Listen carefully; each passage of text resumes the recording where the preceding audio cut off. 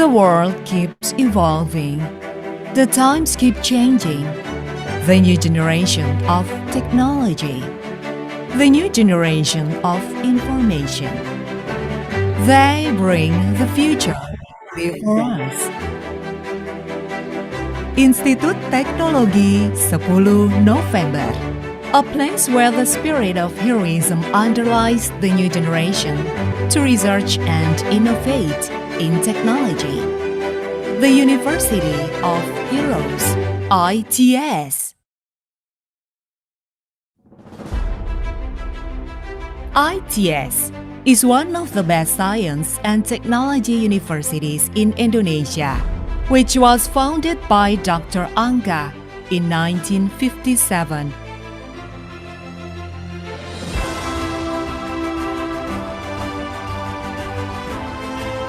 In every step, ITS focuses in advancing education, research, management, and community service.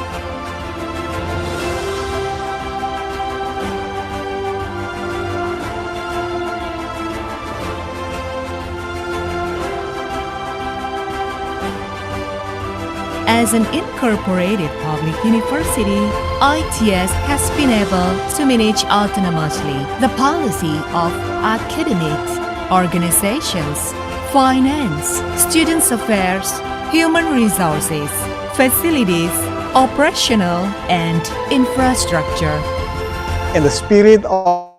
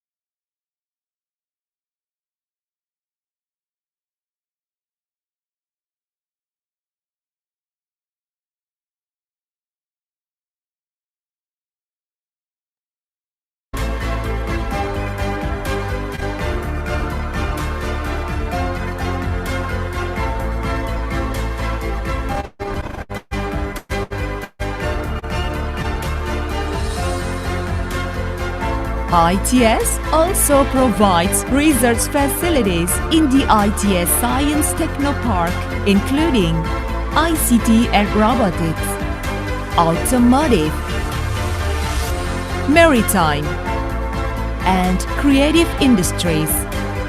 Therefore, the excellent generations from ITS will emerge and make history.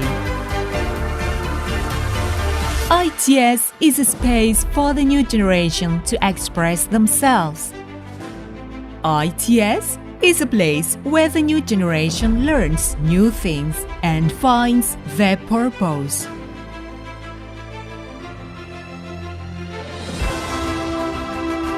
ITS has become a place where the new generations that carry the future will be born. ITS is a campus of science and technology, which focuses on the research and innovation, presenting technology for prosperity. With a spirit of heroism, ITS brings the future before us. ITS, the University of Heroes.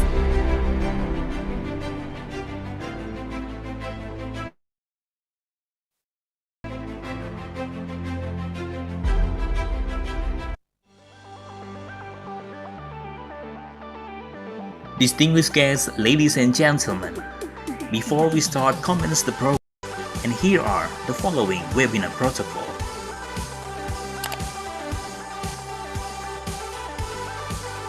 For each participant ID, please use your real name following with your origin of institution.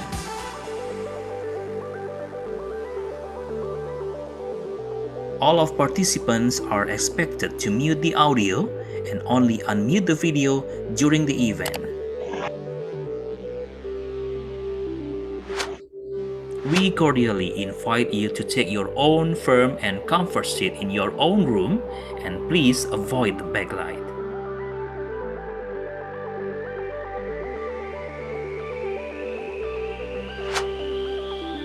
Make sure that you have a good and stable internet connection.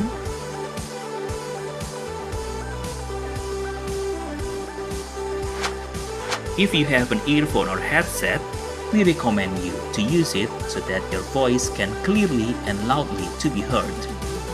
During the Q&A discussion session, all participants, please use the chat box to deliver the questions. Thank you for your cooperation and consideration.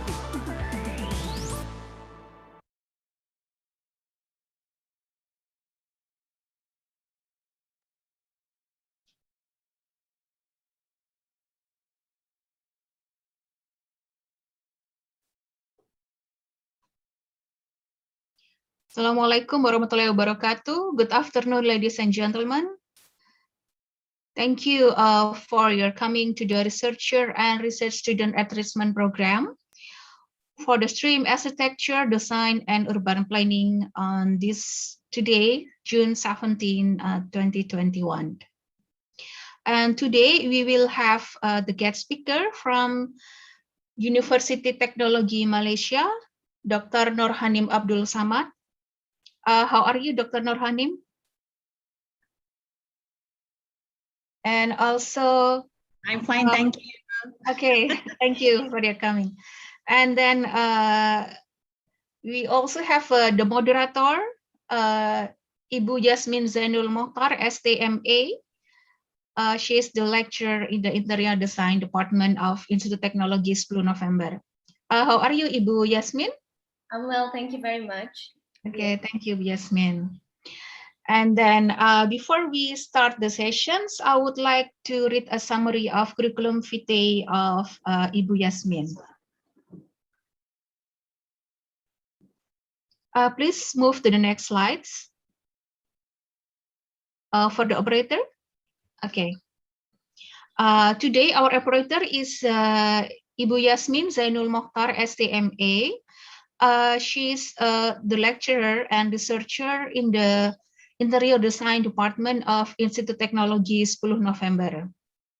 Her educational background, She got Master of Arts in Material Anthropology and Design from University College London, UK, and the Bachelor of Engineering from Interior Design Department, and she got it from the Institute of Technology 10 November.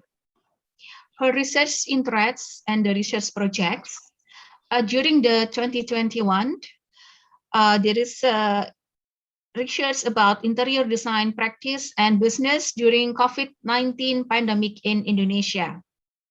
And also in 2021, there is a research, the Zoom spot, deciding interior background for video conference at home.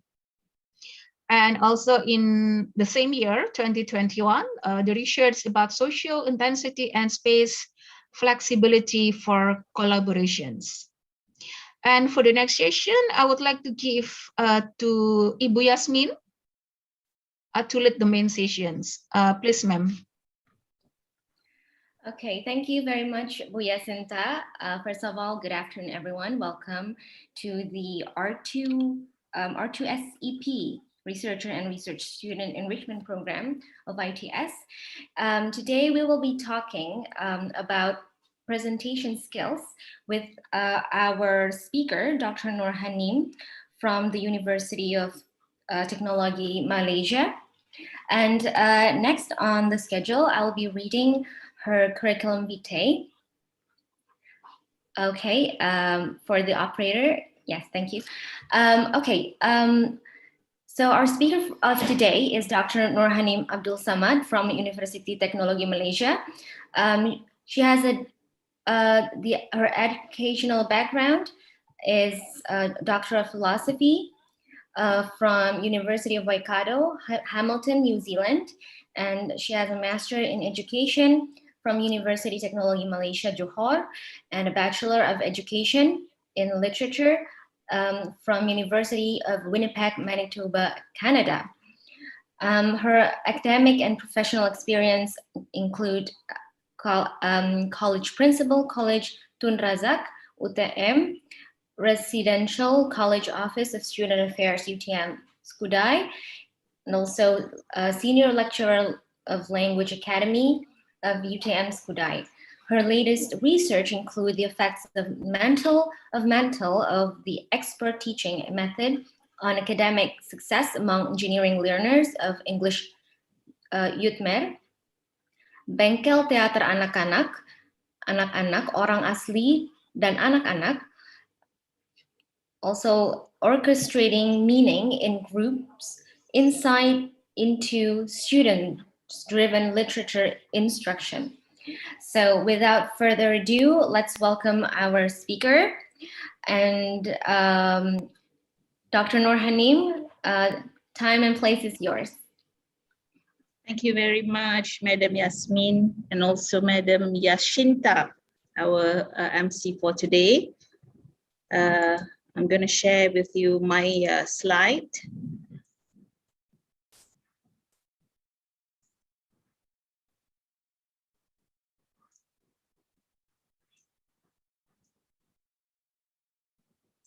Right.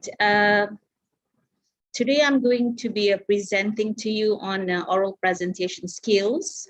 And before I begin my presentation, I would like to ask you two questions. Right, the first question is, what's the best presentation you have heard and what makes you nervous? Okay, I'm very sure that every one of us here have some kind of experience listening to one of the best presentations. I remembered once I attended a conference in somewhere in Perak, and I listened to this presentation made by this American speaker on storytelling, and that was the best ever because it was more of a storytelling session than a presentation kind of thing. And I think, when we are making a presentation, it's considered as an art that involves the attention of the audience because you need to have careful planning, and you need to pay special attention to your delivery. And of course, I'm very sure that everyone will feel nervous about making presentations. Even seasoned speakers or lecturers will also feel nervous, especially when you are speaking to a group of audience who are very unfamiliar to you. However, with enough planning and preparation, I'm very sure that you may overcome the anxiety before your presentation. Now, moving on to my next slide. I'm dividing my presentation into 5 parts here, which are the purpose of making presentation, the goals of presenting, what are some of the elements of effective presentations, individual versus group presentations, and the preparations that you need to prepare before you start presenting. Now, students in diverse groups, they face similar problems, especially if they have not done much public speaking in an academic context. For example, they may not recognize the importance of practicing, the importance of preparing or presenting to an audience. And this may show that they appear to be unprepared.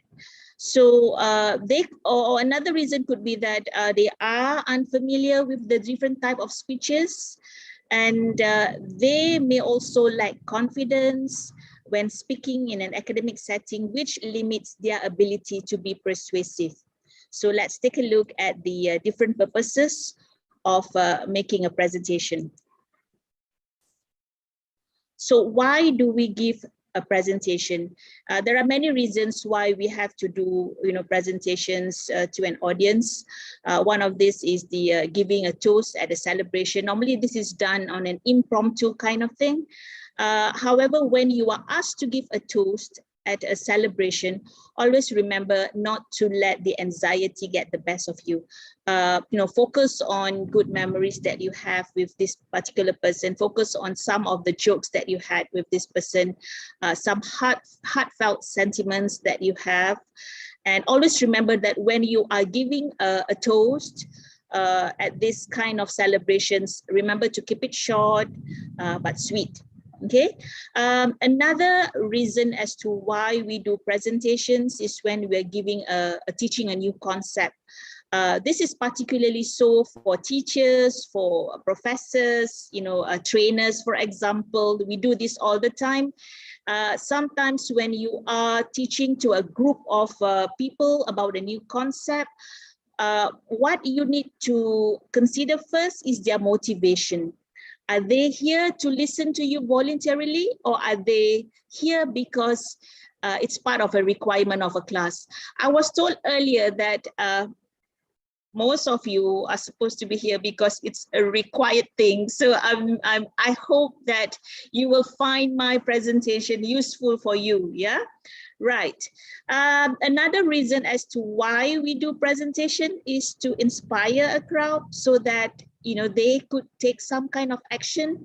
Remember the quote, ask not what you can do, ask not what your country can do for you, but ask what you can do for your country. So how do you present, or how do you inspire other people to take action? Okay. And another reason as to why we do a presentation is to get someone else to understand the concept that you are teaching, to understand a concept that you are sharing. For example, this could happen when you are in a classroom setting, when you are presenting a topic. I think normally postgrad students would do this, yeah? Right, so these are the different types of the purposes of making presentation, yeah, to inform, to educate others, to make a persuasive statement, to make a persuasive presentation, or to inspire or to motivate. This is quite related or quite similar to the slide that I have shown to you earlier. Now, speakers may use different strategies, such as they might give you an overview of what they'll be presenting. They could also be signaling what they are going to say next. They could be responding to questions, or they could give examples in order to maintain contact with their listeners. So what makes your presentation effective is, of course, your confidence level. You must have that confidence. You must be able to counter the nervousness that you have, I think everyone feels nervous about presenting for the first time, or maybe presenting to a group of audience who are very unfamiliar to you. So try to overcome this nervousness by showing that you are confident. Be passionate about presenting it's raining here in Malaysia.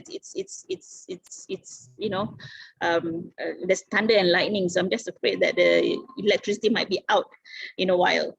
Yeah, you should be passionate. Yeah, you should have some kind of knowledge. Of course, when you are presenting, you need to be a master of the subject. All right, and another thing that makes your presentation effective is you being natural, you being friendly. You have that friendly feeling with the audience. And of course, when you are prepared, you make that organization. You are organized from the beginning until the end. You are given 20 minutes for the presentation, so be time sensitive.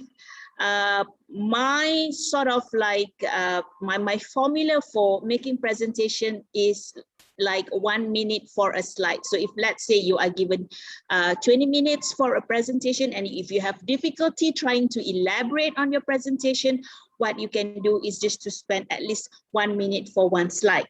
Okay, and of course you need to be clear. Your voice, the diction that you have. I'm very sorry, guys. It's raining here in Johor Bahru in Malaysia, and I've told you the light is out here at home, but I hope you can still see me. Yeah, can you see me? Yes, perfectly. Okay, that's great, because I'm in the dark right now. I am in the dark, and I am just relying on the lights from my laptop. Oh my goodness. Right. Now, I think it is natural to feel nervous before making a presentation. Even seasoned presenters, they will feel nervous beforehand, despite having to give hundreds of presentations. They have the butterflies in the stomach. They have this quasi feeling in your stomach. I remember, sometimes when I attended seminars, conferences, international conferences, whatsoever, I would have this uneasy feeling in my stomach. I would not eat anything before my presentation. So normally I would sort of like request to be the first speaker in that conference. The reason is because so that I can eat later, when you are looking at a group of audience and you are not very familiar with this audience, you will have this, feelings of not being comfortable. Your palms will be sweaty, sometimes your throat will become dry. That's the reason why in certain conferences you have, a glass of water with you. Sometimes you might panic that, your mind would go blank, especially during the opening lines. I think even celebrities or politicians will also have the same feeling. So it's not actually a problem. If you are being nervous, it's not a problem. It's not a weakness. But how do you channel your nervous energy wisely? How do you overcome this feeling? If you are not nervous, if you are overconfident, then that is actually a weakness. Okay, right. Some research have, and has been done, and it shows that 90% of adults, they normally have this anxiety feeling before you make a presentation. Now, the reason why they have this anxiety or they have increased anxiety is because they lack the preparation. So what can be done to manage this nervousness? Okay, so what can we do to manage nervousness? Of course, the secret is to prepare. prepare and to prepare, to research on your subject, to craft your content, to read up to what you are going to present to the others, to know your material very, very well. And then, of course, you need to practice, rehearse and practice. Always keep in mind that you need to have healthy mind, healthy body before you present. Yeah, right. Now, always remember the 6 P's before your presentation. What are the 6 P's before the presentation? This is the C. I'm sharing with you the 5 C's, but there are also 6 P's before the presentation.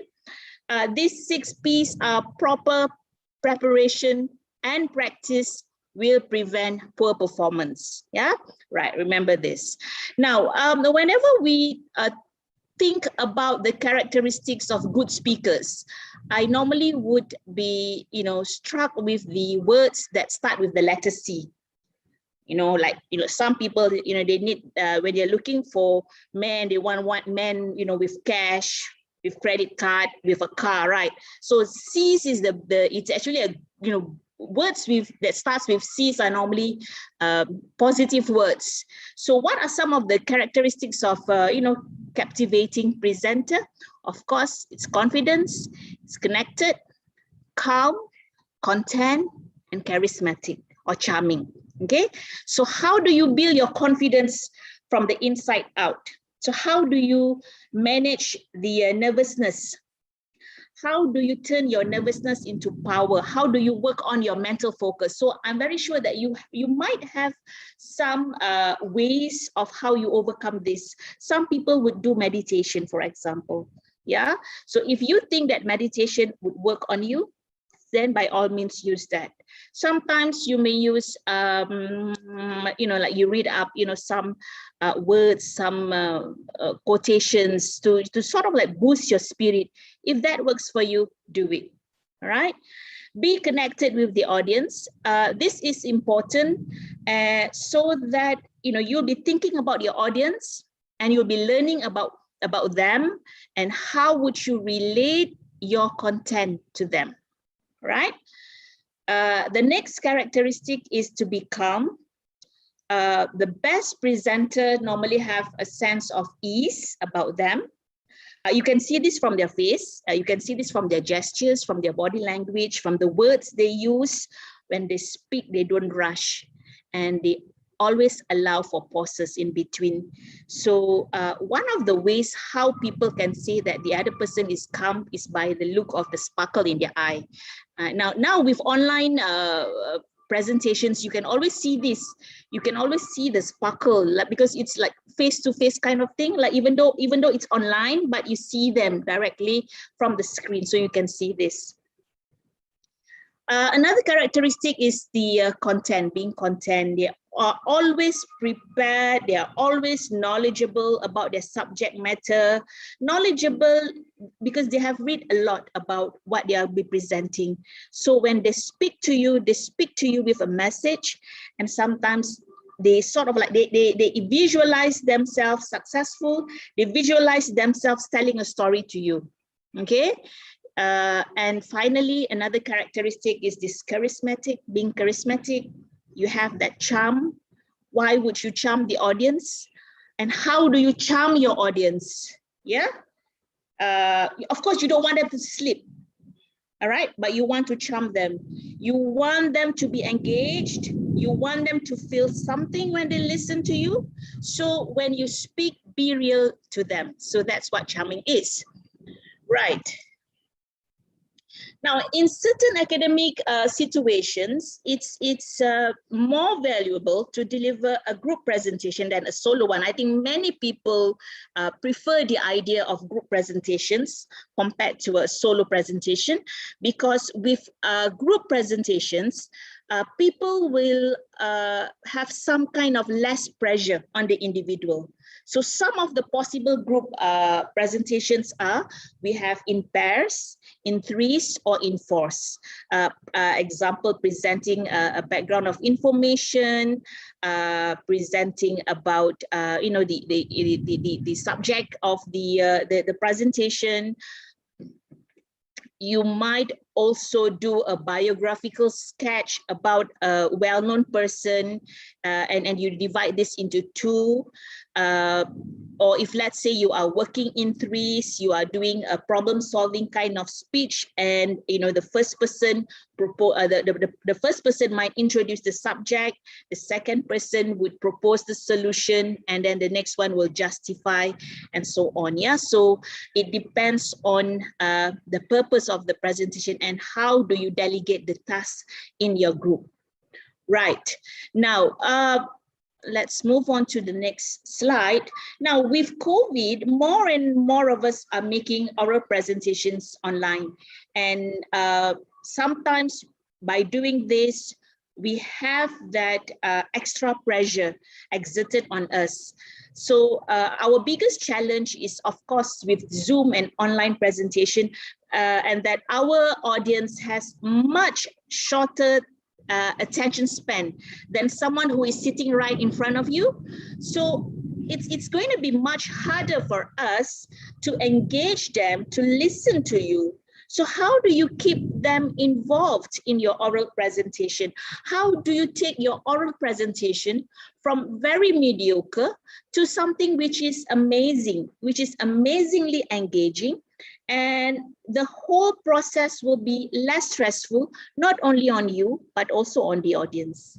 Okay, so you can always provide an overview of your argument so that the listeners will listen to you, and you can, in fact, connect the dots between your ideas or the evidences that you have to the content, to the central content of your presentation.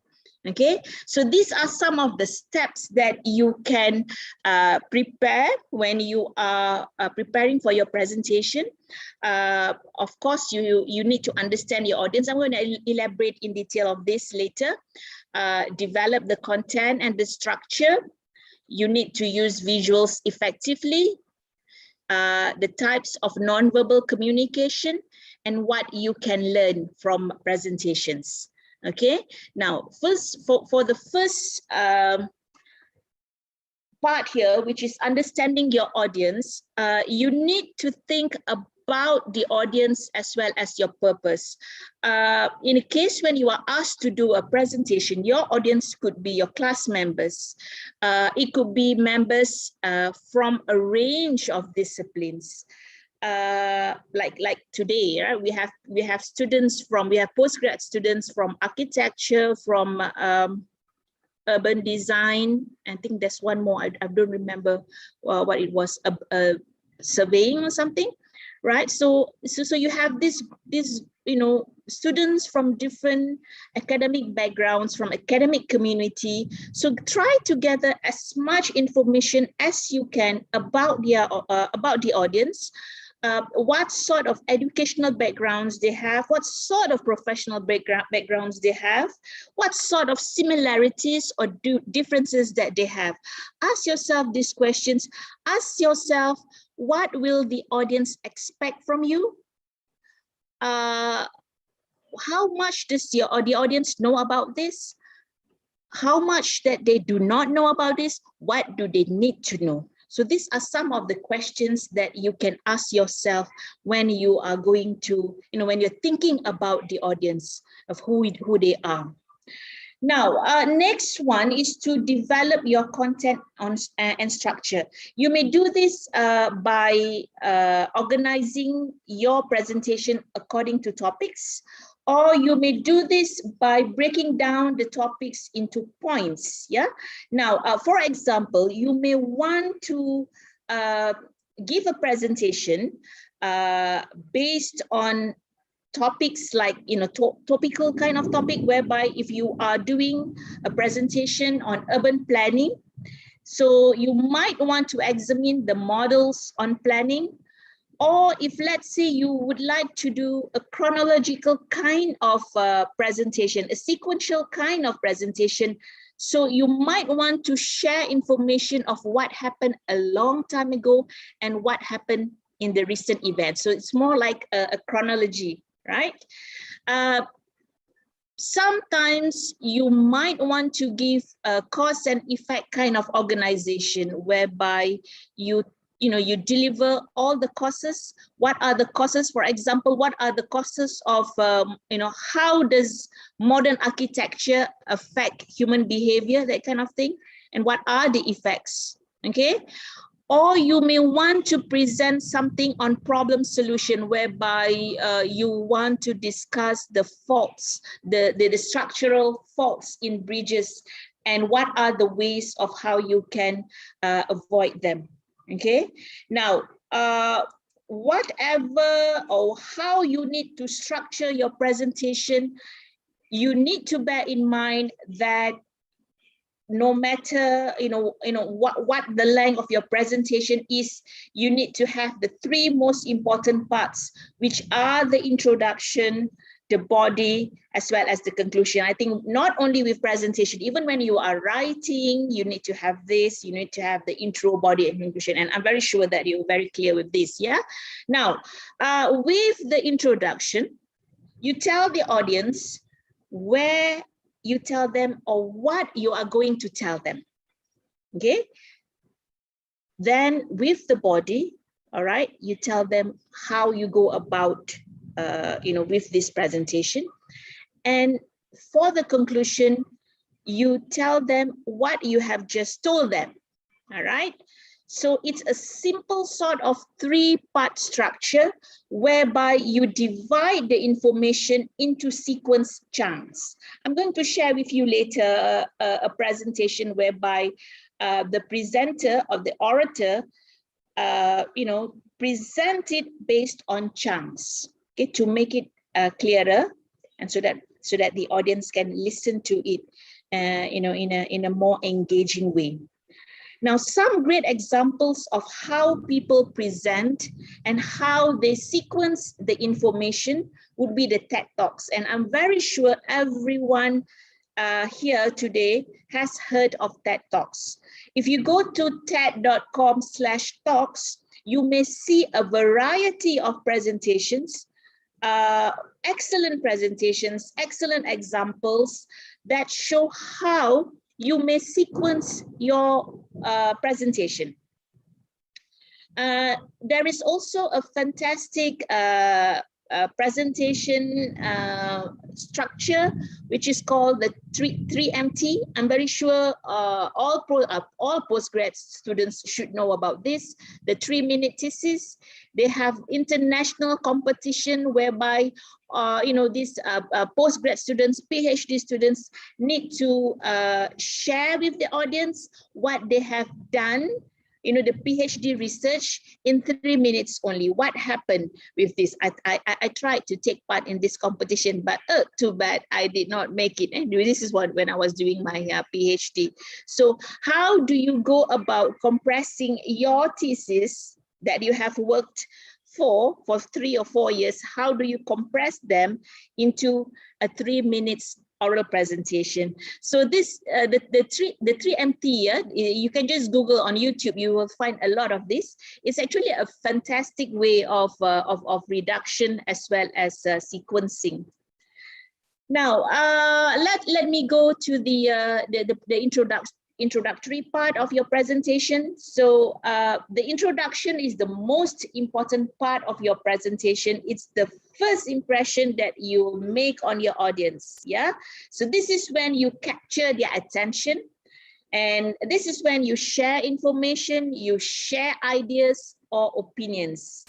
And during this introductory part, the introductory phase, it's your opportunity to get them to listen to you. You want them to trust you. You want them to listen to you right away. But sometimes this is the hardest part. This is the hardest part. So if let's say you are doing a group presentation, normally you would get the good speakers to speak first, because this is when this person would show the ability to engage the audience attention. Okay, and knowing how to best prepare, knowing what you need to say to the audience will make you feel more confident. So in a way, you will feel a lot better when you have presented this introduction. Okay, right. my next slide, okay, this is how you can organize your introduction. All right. Of course, the introductory part is very important. It's very essential to set the context of what you are going to say with the audience. You may want to introduce yourselves. I did not introduce myself because I have Madam Yasmin who has already done the introductory part for me. You may want to give a quick overview of who you are so that the audience will feel connected to you, so that they can trust you.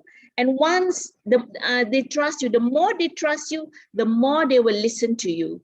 So try to capture your audience attention. As I've mentioned, as I put it here in my slide here, try to watch TED Talk, or perhaps you may want to watch Oprah Winfrey talk show to see how they introduce themselves. Yeah. You may want to give an overview of your presentation, what you will be sharing with them, so that they have a general outline of where you are going in your talk. Okay, so the audience will have a general idea where you are going. Okay, next you may want to give a hook. A hook is something like this, lah. Yeah, hooking. You're trying to engage the audience. Now, when you are using a hook to engage the audience in your presentation, you do not have to give something funny or a joke. I mean, if you're not if you're not the right person to make jokes, so try to stay away from that. Okay, but you may want to share a relevant story with the audience. You want to share something visual with them. You want to give some interesting fact, or you may also want to ask your audience some questions so that they are into. They feel connected to you when they are listening to you. All right. Now, for the next part of this slide is the body as well as the conclusion. When you are presenting your points, always remember that you present your points in order, in logical order. That's the reason why I said earlier that, you know, one of the characteristics of a good speaker is being organized. Yeah. And when you are speaking and when you are moving on to the next point, you may want to pause. All right. The reason why you do so is that people may have some time to think about what you have just said. All right. And then you may want to move to, when you are moving to another point, you may use transitions. You may use signal words to show others, to illustrate that you are moving from one point to the other point. You may use words such as, I'm going to move on to my next point. Let me move on. Having said that, let's move to the next step. Or let's move to the next stage, for example. So you give these transition words, these signal words to tell others that, hey, I'm moving on to my next topic, my next point, okay? Right. You may want to rephrase, you may want to clarify ideas. So how would you tell others of this? How would you tell the audience that you are rephrasing? You may use words such as, let me rephrase that, yada, yada, yada. All right. Now, it is also important that when you reach the end of your presentation, you may want to share with the audience a summary of what you have covered. You may want to summarize your main points, or sometimes you want to give a memorable conclusion if possible. So make it obvious to the audience that you have reached the end of the presentation. So you may want to use words like to sum up. So in conclusion, I'm going to end my presentation soon. Okay, so these are some of the words, these are some of the phrases that you can use to show or to signal to the audience that you have reached the conclusion. Right? And always remember to thank the audience, and perhaps you may want to open this for question and answer sessions. Now, at the beginning of your presentation, you may want to tell the audience that you are okay if the audience stop you and ask you questions while you are presenting, or You may tell the audience that, hey, wait until I have finished presenting. Then if you have any questions, you may ask questions later. In my case, you ask questions later, okay? All right, not now when I'm presenting, right? So you may want to do that at the beginning of your presentation, yeah? To tell them whether they can stop you in between or they need to wait until the end to ask you any questions. Right, now, for my next slide, I'm looking into visuals, and visuals also play an important part in, in your presentation. They make very impactful slides. Many people, or I myself, would just use the PowerPoint because I'm very comfortable using this. I'm very familiar about using PowerPoint. But these days you have Canva, you have Prezi, and you may want, if you're okay with using all different kinds of slides or visuals, then feel free to do so. With your area of expertise, most of you are into designs. I'm very sure you do not have much difficulty with using visuals, and there are tons and tons of designs which you can use from. Sometimes you may just want to use templates that they have, on Google. Google has lots of templates.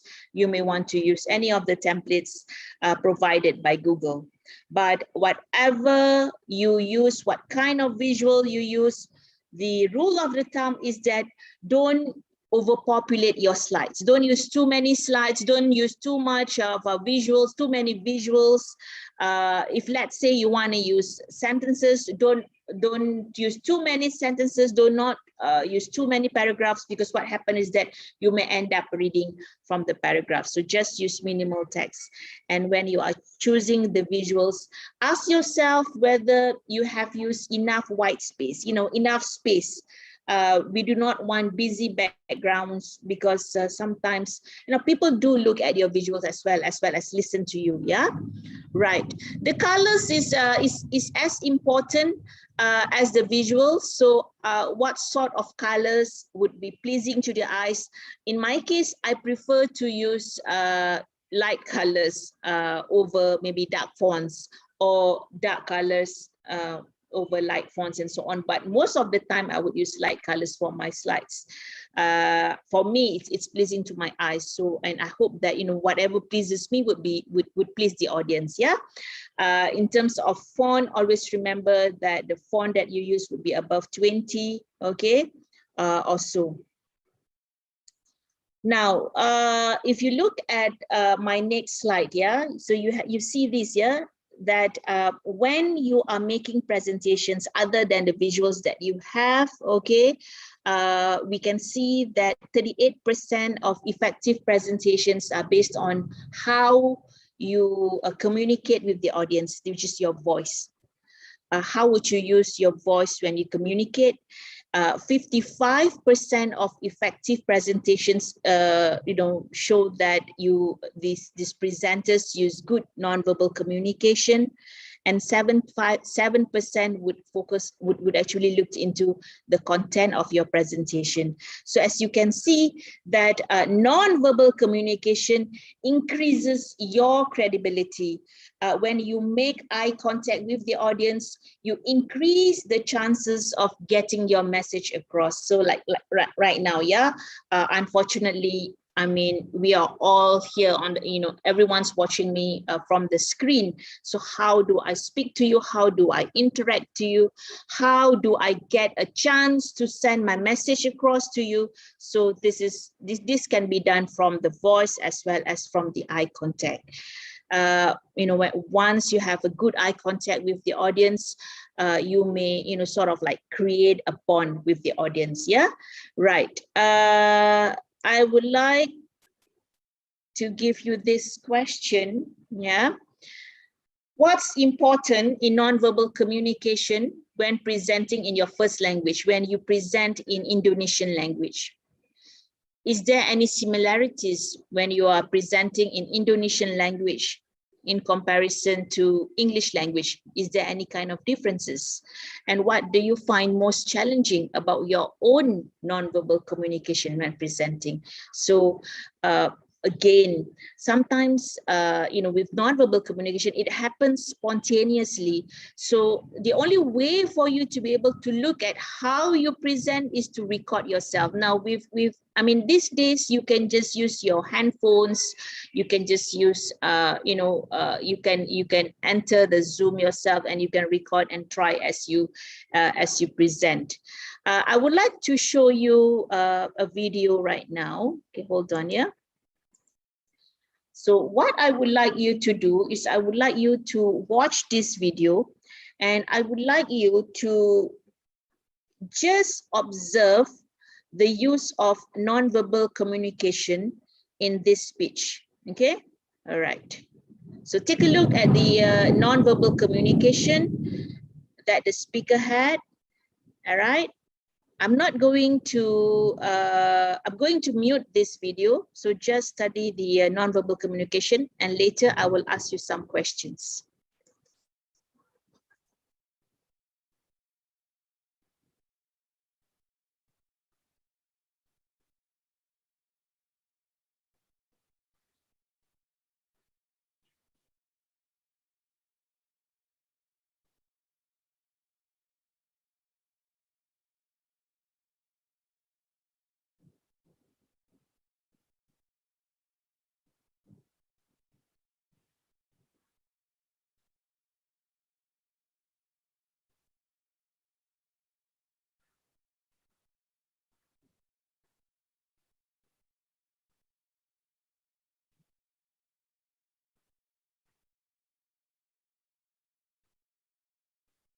Right. I'm back. Now, can we have some answers from you? I mean, like Barack Obama is well known for, for having a great oratorical skill. But if you look at the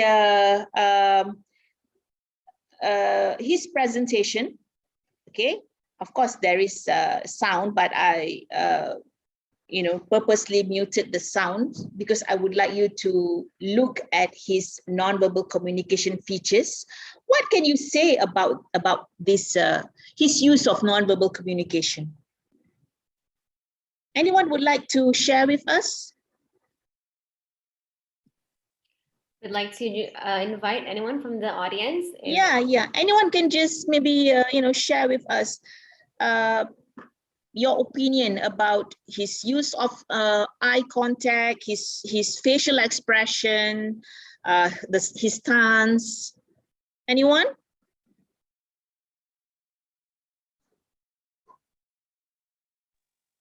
Anyone from the audience?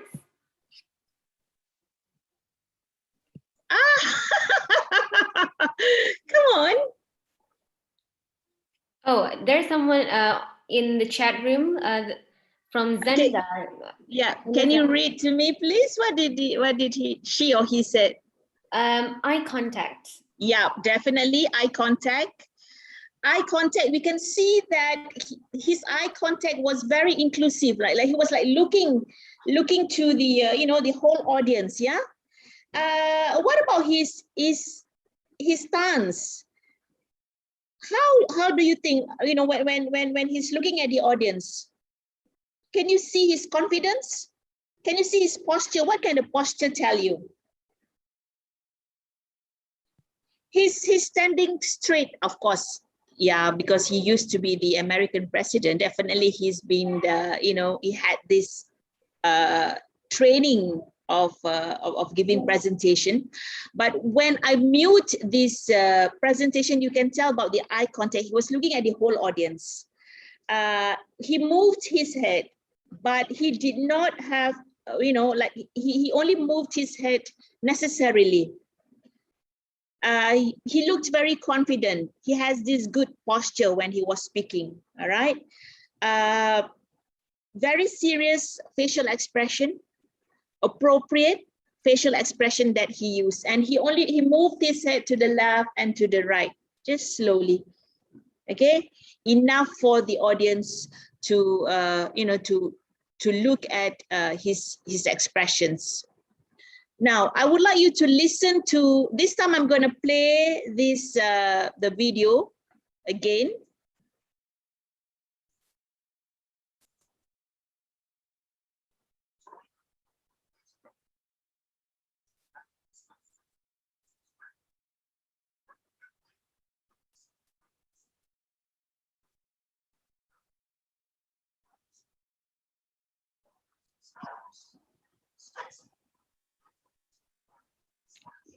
Excuse me, Dr. Norhanim. Are we Yes. supposed to listen to the speech?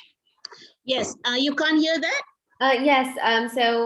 Apparently, when we want to share the voice, we have to. There's a setting when we share. Oh, really? Yeah. Okay. All right. You see how novice I am using Zoom. All right, now. Sorry about that, yeah? But okay, I'm just moving on. Okay, this is his speech. This is his speech, and what I would like to share with you is that when he gave this speech, he put his speech into chunks. Yeah, this is how he actually said it out when he was presenting earlier in my previous slide. But I have already shared the slide with the committee, and I mean you can take a look at this maybe after my my presentation. But if you look at how he organized his speech, he put it into chunks like this. Yeah, a more perfect union. 221 years ago, he stopped in a hall that still stands across the street. He stopped there. A group of men gathered, and with these simple words, and he stopped again. So as you can see, he did not actually say it out in one line, even though like if you were to look at his speech, there was just like how many sentences. But this is how he chunked it so that it's easier for us to listen to him. And when he delivered it in chunk, he can control his non-verbal communication skills with the audience. Okay, now when we talk about communication, yeah, we often say we're looking at communication as to what are the words that we use.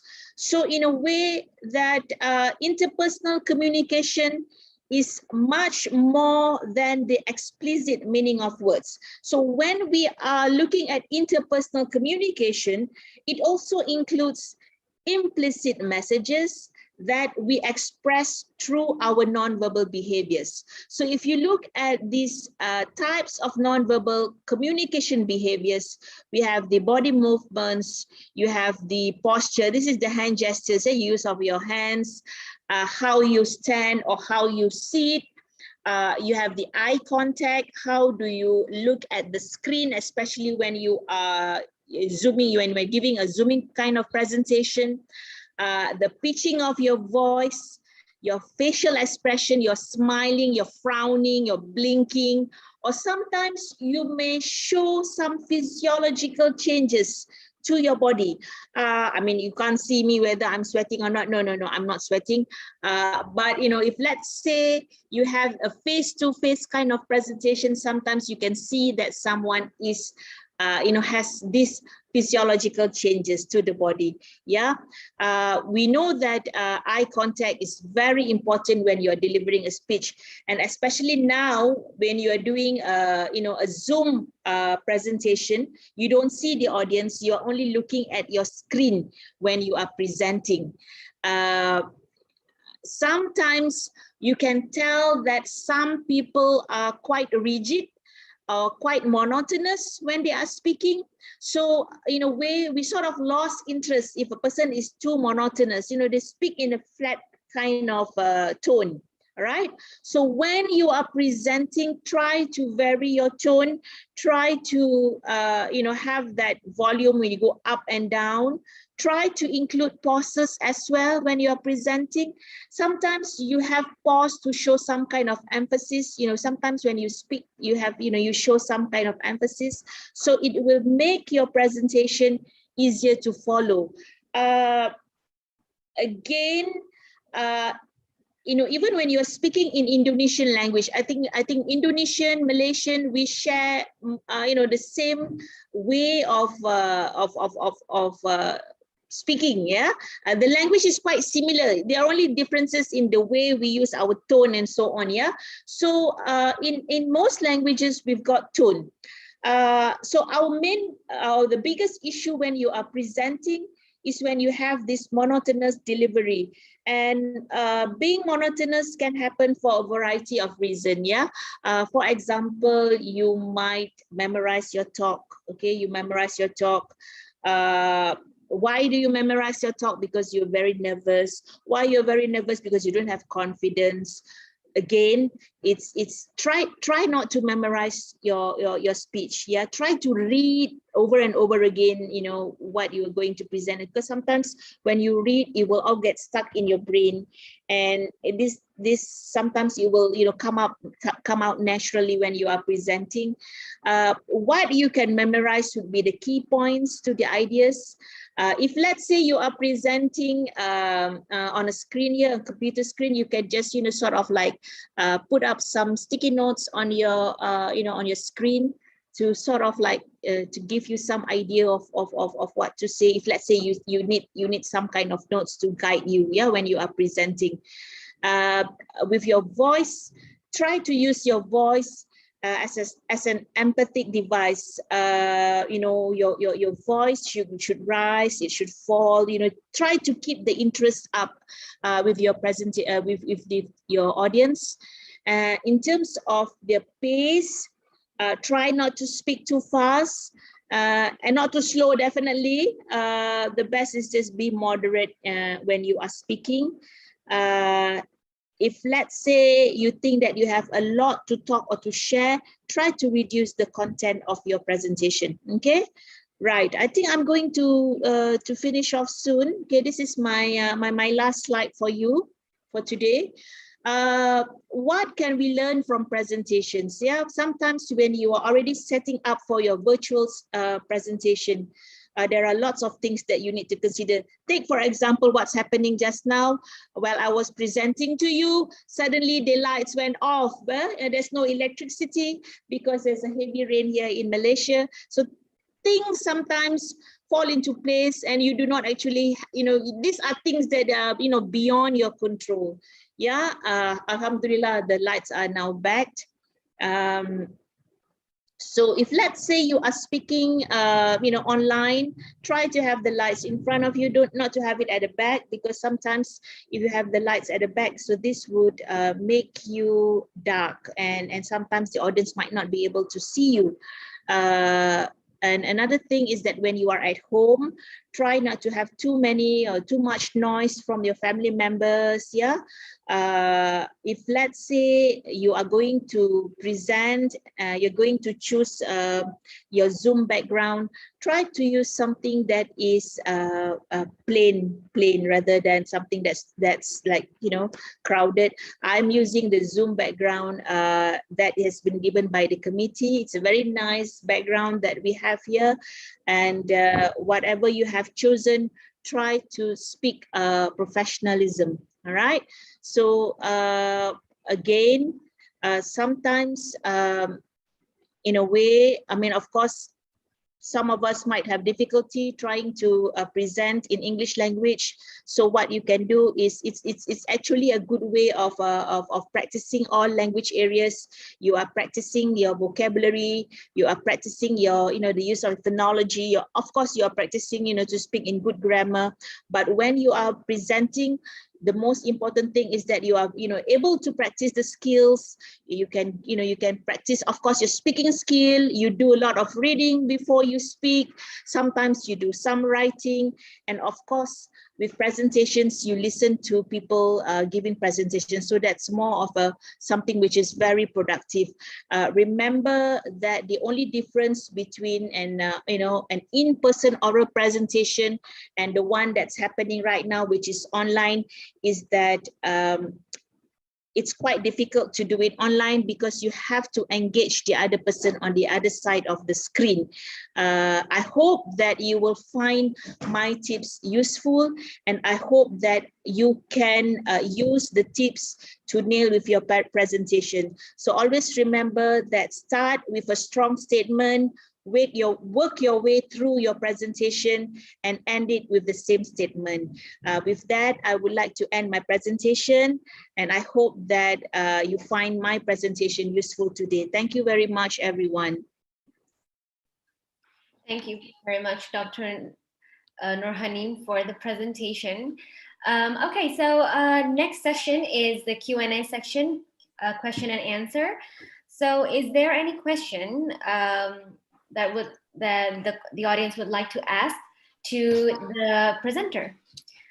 So if anyone would like to ask or share their experience about presenting, or even if they have any problems when they're presenting or something that they would love to consult with Dr. Norhanim, please, you can raise your hand, or you can just chat away in type in the chat box. Okay, so we have the first question, the first attendant for asking question. Can I stop sharing? Yes, please. How do I do that? Okay, just stop, right? Okay, yeah. Okay. Yeah, so we have the first question from Yulia Puspita Bhakti from Magister of Technology Management. So to Yulia, the time is yours. Okay, thank you, Miss Yasmin. Assalamualaikum, Ibu Norhanim. And Waalaikumsalam. my question in here is, how long does it take for the presentation time that it can be effective and efficient to us to present? And is there any requirement for people to present maybe in one slide, how long for every slide, maybe so the audience can be enjoy or like fun to hear us, maybe. Thank you. Thank you very much, Miss Yulia. I was given 1 hour to make this presentation, and I prepared about 25 slides for this 1 hour. So it depends on how much you can elaborate on each slide. Yeah, I have some students, some of my postgrad students who did their proposal defense and who prepared 40 slides for a 20-minute proposal defense. Now, for proposal presentation, for PhD proposal presentation in University Technology Malaysia, the students are given only 20 minutes for their presentation, and the rest of the time would be question and answer session. So normally, because I mean they have lots of things that they wanted to share with the audience, with the examiners. So I remember having a student preparing 40 slides for 20 minutes, and I told her, no, you are not going to do this. You are going to prepare only 20 slides for 20 minutes. So the rule of the thumb is one slide for 1 minute. If you are, if you are just not too sure about this, like if you are good in making elaborations, then you can have 1 slide and you can spend about 5 minutes for each slide. So it depends on you and how interactive you're going to be when you are presenting. And normally, okay, let's say you are attending a conference. You take a look at the requirement of the conference. Now, if let's say the conference is a 10-minute presentation, then you need to prepare at least 10-15 slides, depending. Okay, I hope I answer you, Yulia. Okay, thank you. You're welcome. That's the plus minus kind of rule of the thumb. 1 minute, 1 slide. If you might have difficulty elaborating. If you can elaborate, if you're a good elaborator, then you can spend maybe 1 slide, 5 minutes. So depending on your ability, I cannot say that this formula works for everybody, because different people come with different skill and abilities. Yeah. Maybe it can depends on the theme or subject that we present. Definitely. Now, if you are presenting, if let's say you are an architecture student and you are presenting on, architecture topic, I'm very sure everything is in your head, right? Unless I'm giving you something different, then you will have difficulty, If you are given the subject that you are studying, I don't see any problem because it's here and it's just, delivering. Yeah. Yeah. Thank you. You're welcome. Okay, thank you, Yulia, for the question. So, okay, so there is another question coming from Haidar from ITS. Good afternoon. I want to ask a question about presentation.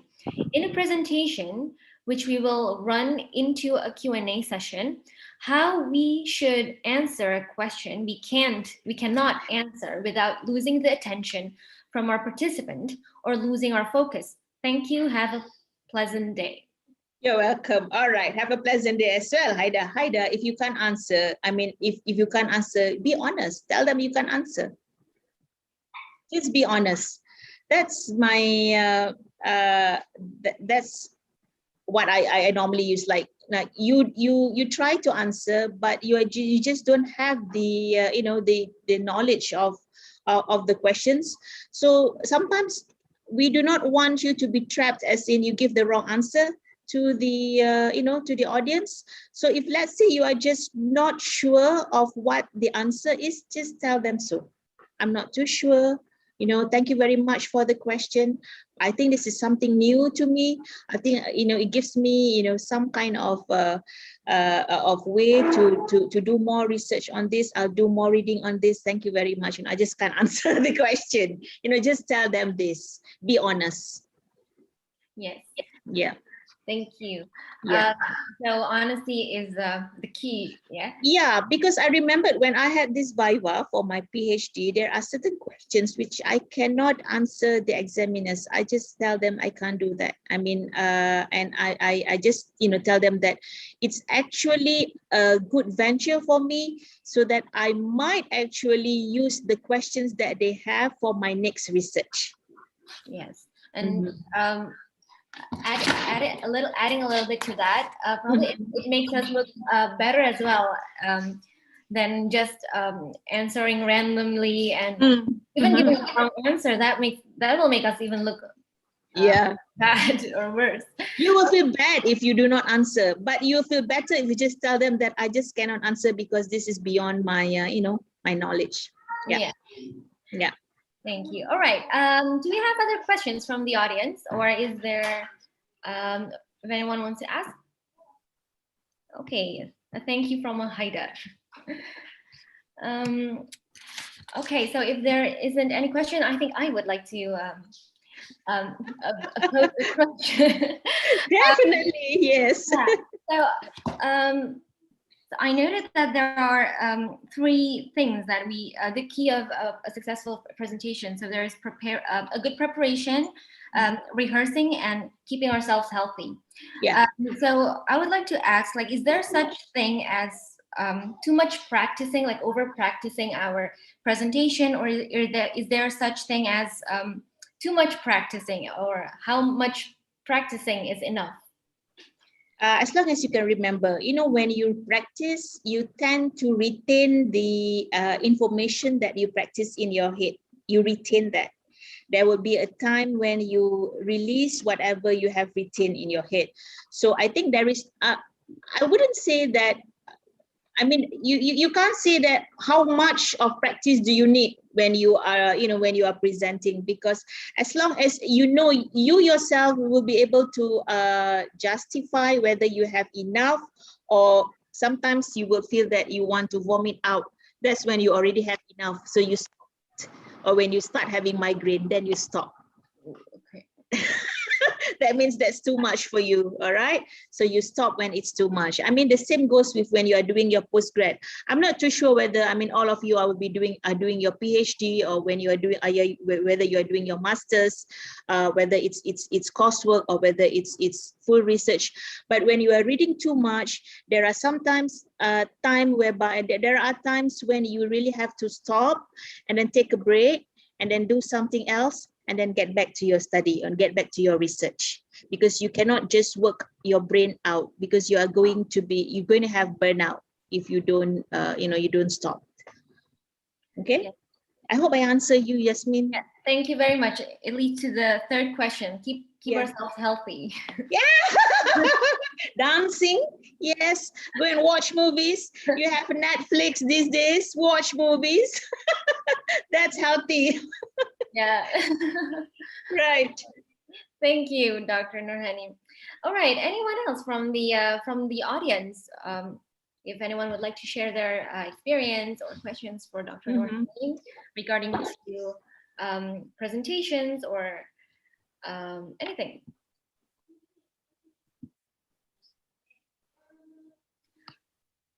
This is one of the challenges of online presentations. You know, you don't see the audience, yeah. I mean, you don't see their facial expressions. I miss going for conferences. You know, one of the best things, I love going to, you know, conferences, present papers, you know, in these conferences, because I love looking at how people react to you when you're presenting. But now with everything online, the feeling is gone, you know, that feeling, it is really gone. See, it's good now. I can see Nabila and Astria. All right. Yes. I think there are some people raising hands. Are they asking questions? Lintang and Yulia. Yeah. Okay. So we'll move on to Lintang. Okay, Lintang, please, you can pose your question. Okay, thank you for the opportunity. Good afternoon, everyone. I'd like to ask, so sometimes we are given a presentation as an assignment, and sometimes there's just too much material to cover. And I'd like to ask, which one do you prefer? Do you think it's better? Less slides with a lot of contents in it, or fewer slides, or more slides with fewer content? Less is more. Less is more. That's my answer.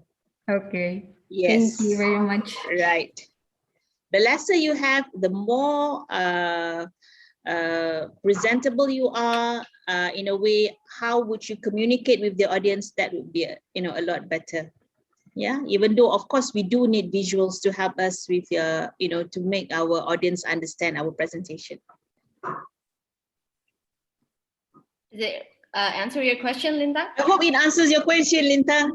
Yes, I get it. Thank you very much. Yes. All right. That's the reason why I just told my students, when they're presenting their proposals, just cut off whatever you think is not necessary. Try to put everything in order in a way that you don't have to we don't want cluttered information. Too many of too much of information. I think this is it's a very fascinating tip, Doctor, because I think with too many slides, you tend to read. Yes. Yeah, we tend to read, and we also tend to bore our audience because we're reading. And with too much content, I think, I don't know, I think it makes their brains go tired. Yeah, because you can't see them. I mean, everything is done online these days. Even proposal presentations are done online. So we don't want to tire people, because the way people look at you when you are doing an online, you get tired very easily if you do things online. That's,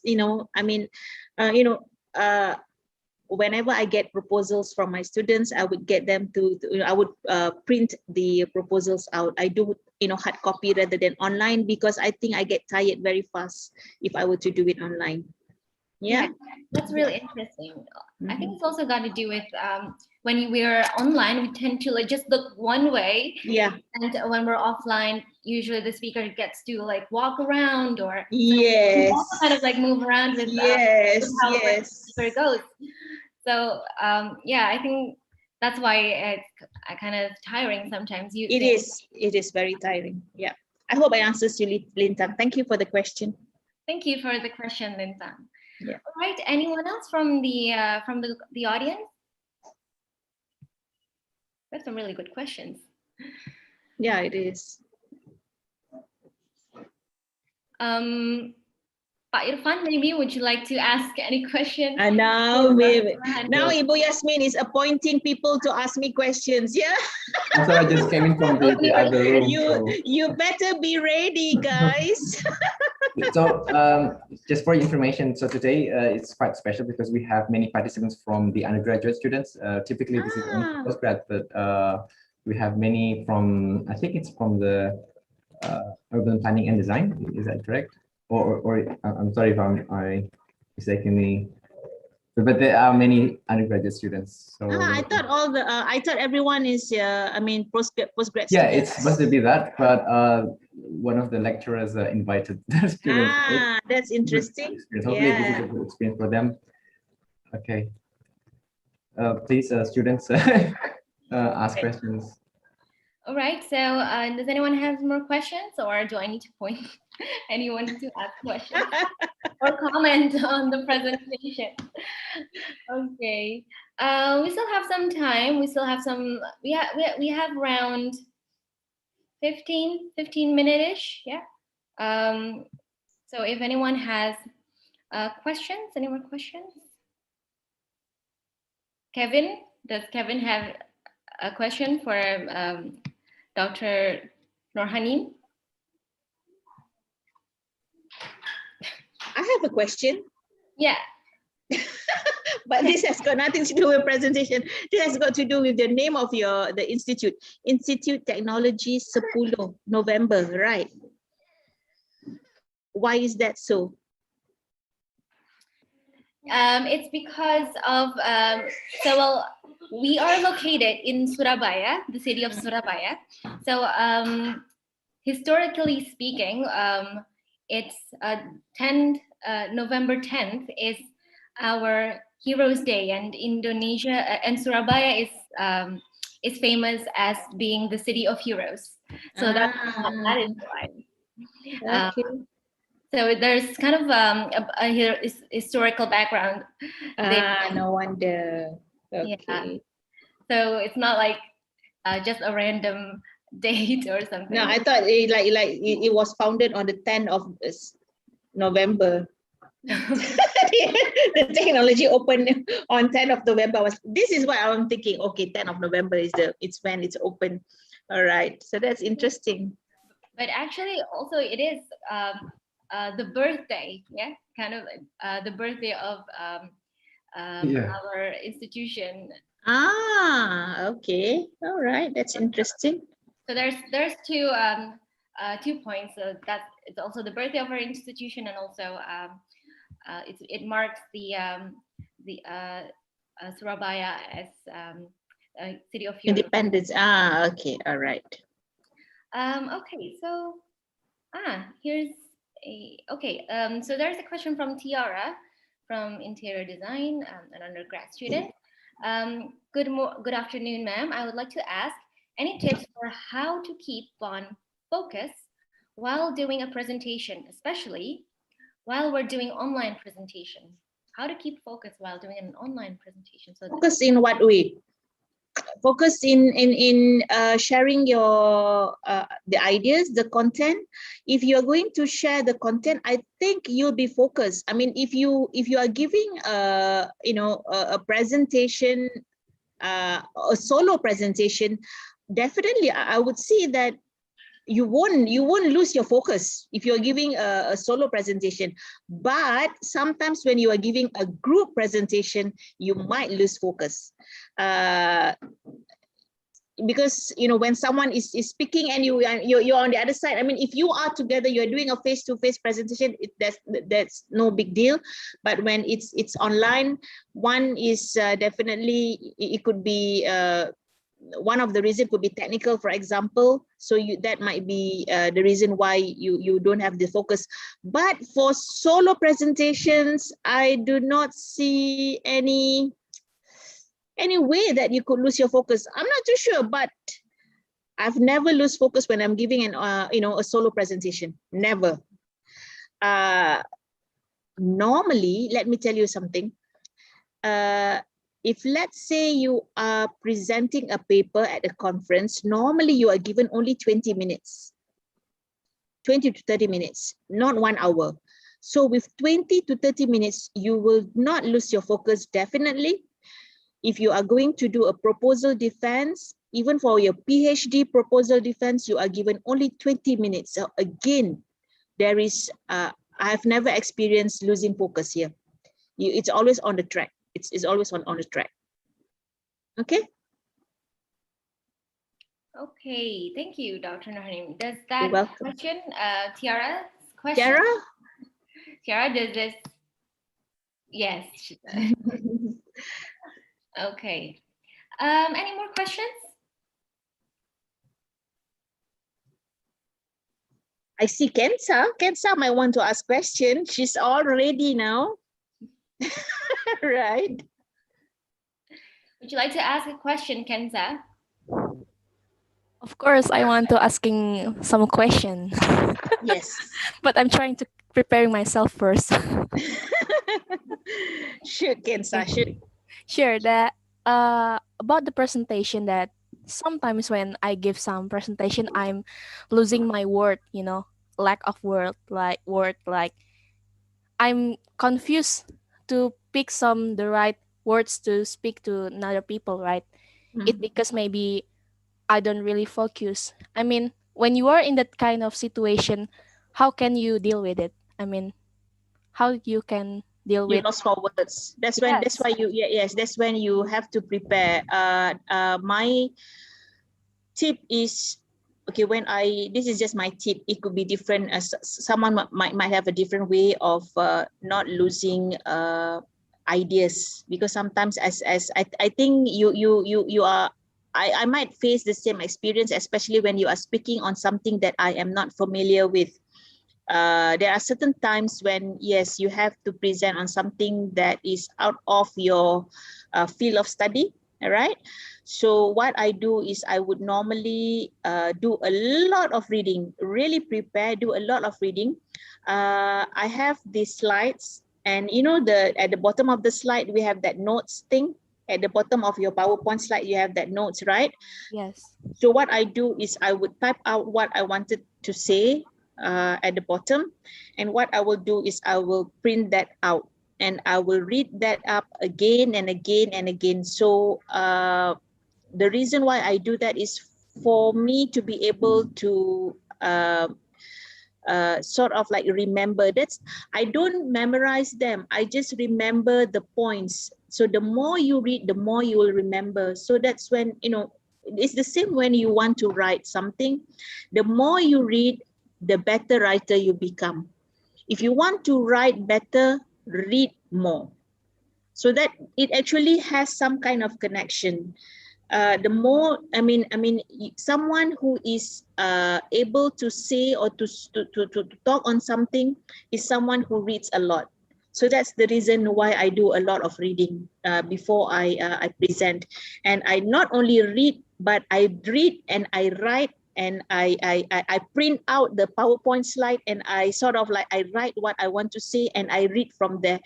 And then not that when I'm presenting, but I read over and over again, so that when the time comes when I present it, I know what I want to say. I hope that helps, Sensa. Okay, it's really helped. Thank you, ma'am, for the answer. You're welcome. Right.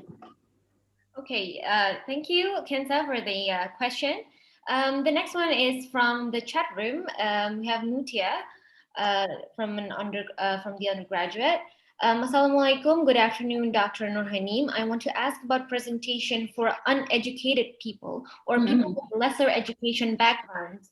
We tend to think that it is easier to give presentation to them, but in reality, often it's much harder because they can't understand. So do you have any experience or tips regarding this situation? Thank you. Yes, thank you very much for your question, Mutia. Yes, because I handle residential college in UTM. I'm in charge of one of the residential colleges in UTM. And one of the requirements for us is to do activities with the community.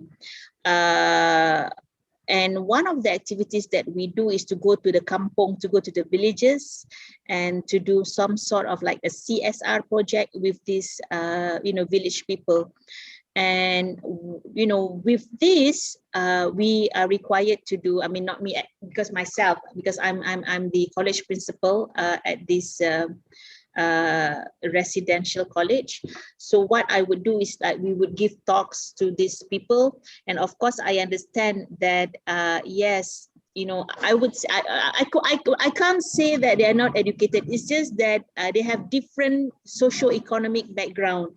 Yes, with them, you have to tone down your presentation. You are not speaking to a group of academics. So that's the reason why you have to understand when you, before you start your presentation, take a look at your audience, who your audience is going to be. If you're going to speak to a group of academics, if you're going to speak to a group of people who are listening to you from a different background, academic background, so tailor your presentation to these people.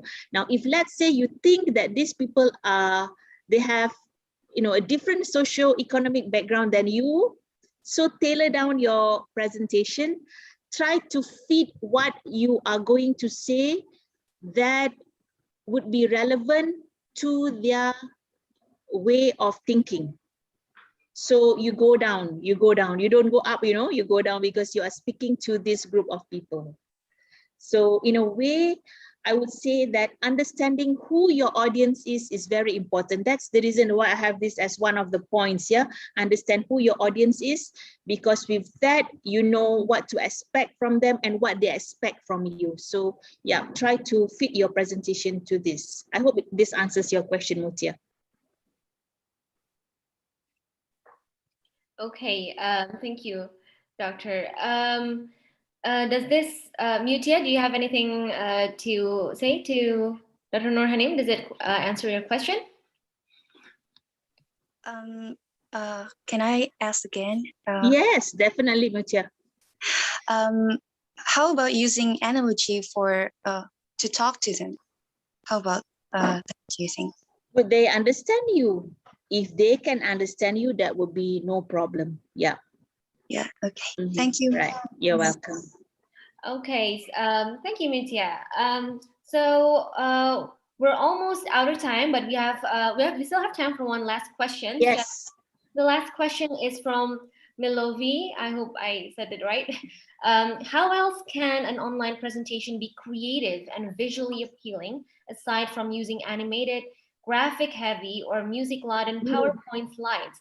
I think creativity is one aspect of presentation that is lessened since we migrated online in view of the pandemic. I think you are asking this from your point of view, Bilovia. What background are you? I hope you can answer my question. Your background of study? Yes, hello, ma'am. It's social sciences. Social science, like what?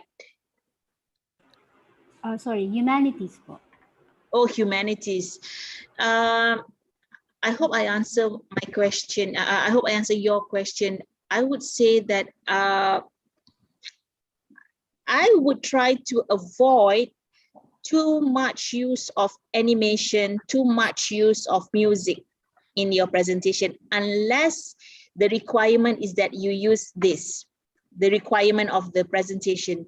If there is no required use of music and so on, try to avoid using that, because the most important thing is how you present and how you use the information in your presentation to deliver your message. Your presentation skill is more important than using visual aids like animation or graphics. This is my comment. This is just my comment, yeah, Milovi. I'm asking you your background because I know that most of the students who are attending this presentation today, come from architecture background. The ones who are dealing with creative and design, yeah. Sometimes when you are doing a presentation on creative design, it will be different than when you are presenting, for example, a social science. I come from a social science field, yeah? So my opinion would be how you present and the message that you want to give to the audience. What do you want? What is the take-home message that you want to tell them? It's not about animation. It's not about music. I mean, yes, you do that, but what's the importance of inserting music in your PowerPoint slides? Why do you need to have animation? Does like will it help if, let's say, you are using animated graphics? Will this animated graphics help with your presentation? Okay. All right. Thank you very much. All right, you're welcome, dear. All right, so the time has it's 16:58 right now, so I think it has come to the end of our Q&A session. So thank you, Dr. Norhanim. You're welcome. To sum up the whole presentation, I would say that the best way to increase our presentation skill is, the number one is by preparing. So preparing the content, knowing what to present. Yeah, knowing what we present and do a lot of research about what we present so we can deliver it. So because if we don't know what we're going to present, we cannot deliver it well. And yeah, so definitely mastering what we are about to present, and also preparing the self by rehearsing and trying to figure out how we are going to present it, and etc. And also preparing who our audience is, so we can present it in a way that is natural and that so we can deliver our content well. Yeah. Okay. So Dr. Norhanim, is there anything else you would like to add? That's I'm looking at Satria, actually. He has his video on. Right, there's nothing. I would like to thank the organizer for inviting me to to share what I have, or the experiences that I have with the rest of the students here. Yeah, thank you very much. Okay, thank you so much, Dr. Norhanim, for sharing your experience and giving us a lovely presentation. And this has been a very lively Q&A, I would say. So thank you, everyone, for this session. I will give the session back to the MC, Ms. Yashinta. Thank you very much. Good afternoon, almost evening, everyone. Yes, almost evening. Thank you for the excellent presentation, Dr. Norhanim, and also thank you, Ibu Yasmin, for the great leading. And we would like to give certificates as our to the speaker and also to the moderator. Thank you. Please, for the next sessions, for the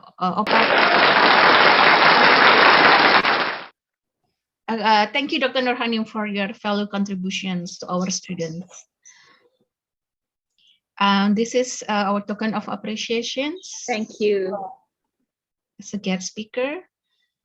And we would like also to give certificates to Ibu Yasmin Zainul Mochtar, STMA, for her value contribution. Right. Thank you very much. I love the background music, the background sound. Okay, please for the next slides. And ITS just launched Academic Writing Center for lecturers, postgraduate students, and also undergrad students in the final year. So if the ITS students are interested to use these consultations, please register yourself. And also we wait the registration until June 27. Okay, please next slides. And we still have one session more on July 1st, also on Thursday, for the architecture, design, and urban planning streaming. Okay, for our closing, we would like to take pictures together. For all the participants, please turn on your camera. Pak Seno, please take picture of us dalam hitungan 3 ya, Pak. Okay, please, for the participants to turn on your camera for a while. Okay, let me see. Okay, please turn on the camera, ladies and gentlemen. Okay, Pak Seno bisa mulai take pictures. 3, 2, 1, smile.